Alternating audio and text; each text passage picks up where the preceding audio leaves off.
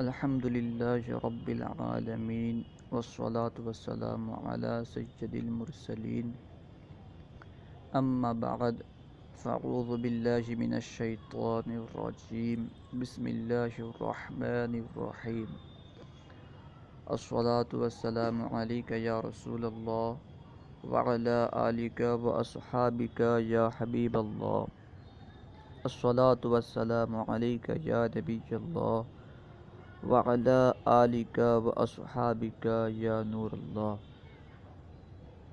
آج ہم انشاءاللہ عز و جل نصاب المنطق کا پہلا سبق پڑھیں گے۔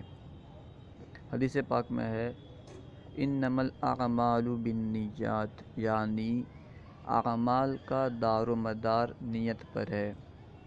دوسری حدیث پاک ہے نیت المؤمن خیر من عملہ، یعنی مسلمان کی نیت اس کے عمل سے بہتر ہے۔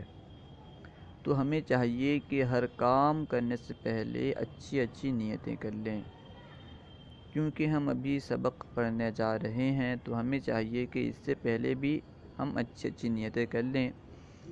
آئیے ہم سب مل کے یہ نیت کرتے ہیں کہ اللہ تبارک و تعالیٰ کی رضا کے لیے اس علم کو حاصل کریں گے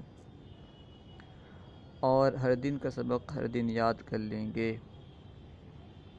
کیونکہ یہ علم تمام علوم کو حاصل کرنے کے لیے اعلیٰ کی حیثیت رکھتا ہے، اس لیے ہم اس علم کو حاصل کریں گے،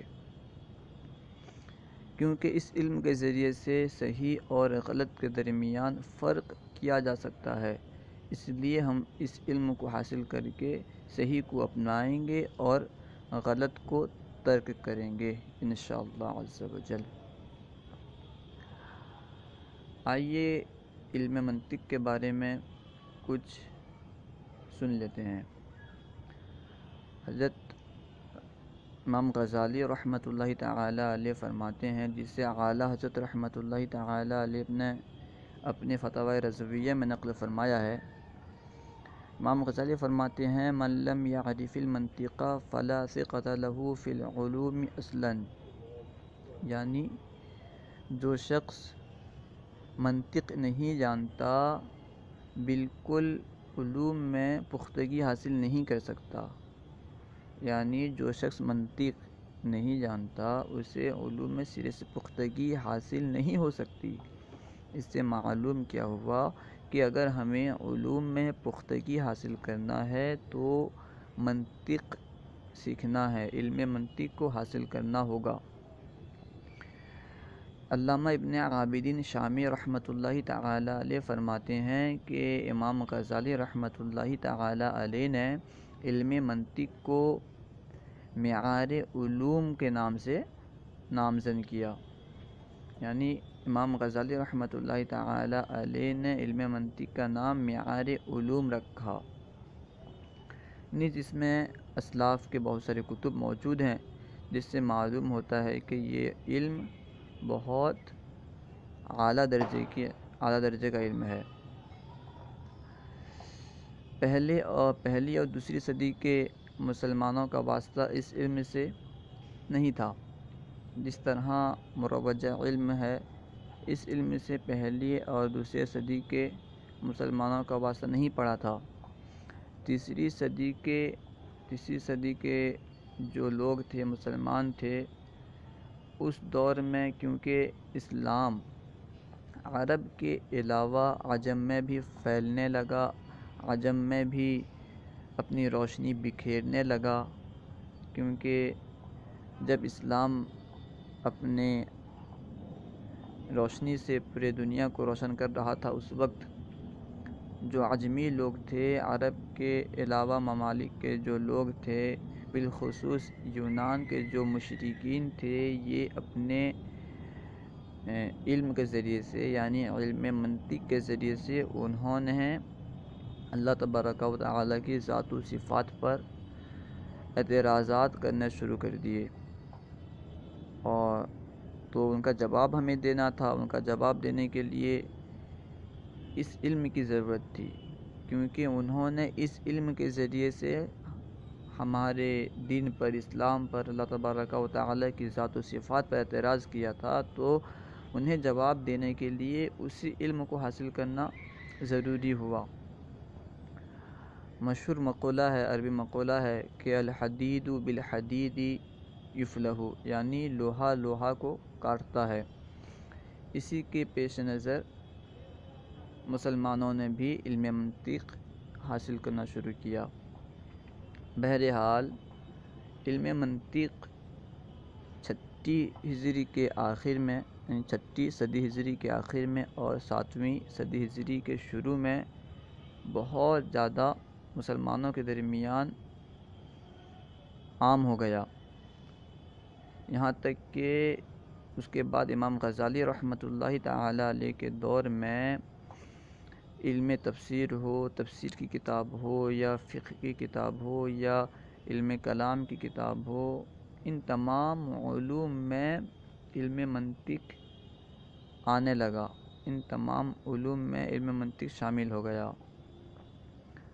جس سے معلوم ہوتا ہے کہ علم منطق بہت اعلیٰ ترین علم ہے، جس کے ذریعے سے ہمارے علماء نے علم کلام، علم تفسیر، علم اصول فقہ وغیرہ میں اس سے مدد لی ہے۔ نیز علم منطق آج بھی اصول فقہ میں مبادی کے طور پر استعمال ہوتا ہے، مبادی علم کے طور پر استعمال ہوتا ہے، اور اسی وجہ سے علم منطق کو علم کلام کا جز قرار دیا گیا ہے۔ اس سے آپ کو اندازہ ہو گیا ہوگا کہ علم منطق کتنا اعلیٰ درجے کا علم ہے۔ آپ کو جیسا کہ میں بتایا، اس سے آپ کو معلوم ہو گیا ہوگا کہ علم منطق جو ہے اس سے کسی صحابہ نے حاصل نہیں کیا، یعنی 3 صدی ہجری کے بعد کے مسلمانوں نے علم منطق کو حاصل کیا۔ اس سے آج کے دور کے کچھ لوگ جو اعتراض کرتے ہیں، ہر کام میں کہتے ہیں کہ کیا یہ کام کسی صحابہ نے کیا ہے، کیا حضور کے دور میں یہ کام ہوا ہے؟ اگر نہیں ہوا ہے، اگر صحابہ نے نہیں کیا ہے تو ہم یہ کام کیوں کریں؟ اس طرح سے لوگ مسلمانوں کے ذہن میں وسوسہ ڈالتے ہیں، اس طرح کہہ کر کے اچھے کام سے مسلمانوں کو روک دیتے ہیں۔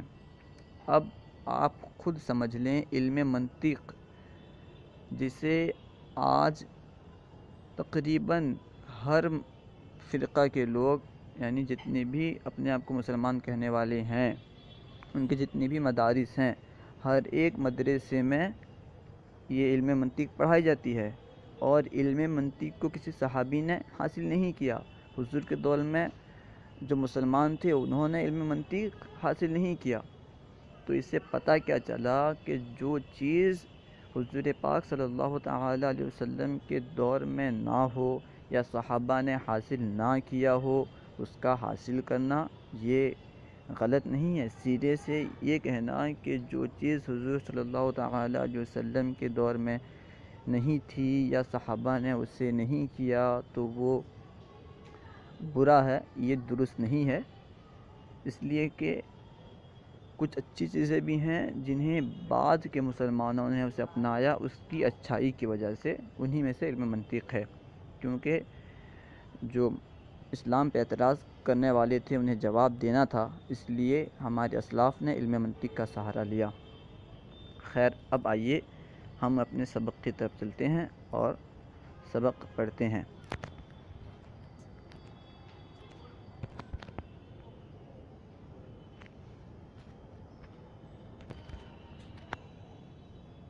یہ نصاب المنطق کا سبق نمبر 1 ہے، اسے ہم آج انشاءاللہ پڑھیں گے۔ آج ہم کل 5 چیزیں پڑھیں گے۔ سب سے پہلے ہم پڑھیں گے علم منطق کی تعریف، علم منطق کسے کہتے ہیں، کیا ہے، اسے پڑھیں گے۔ اس کے بعد علم منطق کا موضوع کیا ہے، کس موضوع پہ یہ علم ہے، یعنی اس علم میں کس چیز سے بحث کی جاتی ہے، اسے پڑھیں گے۔ پھر علم منطق کی جو غرض و غایت ہے، اس علم کو حاصل کرنے کا کیا فائدہ ہے، اسے پڑھیں گے، اور اس علم کا واضح کون ہے، اس کے بارے میں بھی ہم انشاءاللہ آج پڑھیں گے پھر آخر میں ہم اس علم کو علم منطق ہی کیوں کہا جاتا ہے، علم منطق کہنے کی وجہ کیا ہے، اسے بھی پڑھیں گے۔ تو آئیے ہم سبق کی طرف چلتے ہیں۔ علم منطق کی تعریف۔ منطق کا لغوی معنی گفتگو کرنا ہے، یعنی منطق کا لغوی معنی لغت کے اعتبار سے منطق کا معنی، ڈکشنری کے اعتبار سے منطق کا معنی گفتگو کرنا ہے، اور اصطلاح میں اس کی تعریف یہ ہے: علم بقوانین تعصم مراعاتها الذہن عن الخطاء فی الفکر، یعنی ایسے قوانین کا جاننا جن کا لحاظ ذہن کو غور و فکر میں غلطی سے بچا لے۔ یعنی علم منطق جو ہے یہ ایسے قوانین کو جاننے کا نام ہے جن کے ذریعے سے، جن قوانین کے ذریعے سے ہم غلط اور صحیح کے درمیان فرق کر سکتے ہیں۔ ذہن جو ہے کسی چیز کو سوچنے کے وقت کیا غلط ہے کیا صحیح ہے اس کا فیصلہ کر سکتا ہے۔ علم منطق اسے کہتے ہیں۔ علم منطق کا موضوع کیا ہے؟ اس علم میں کس چیز سے بحث کی جاتی ہے؟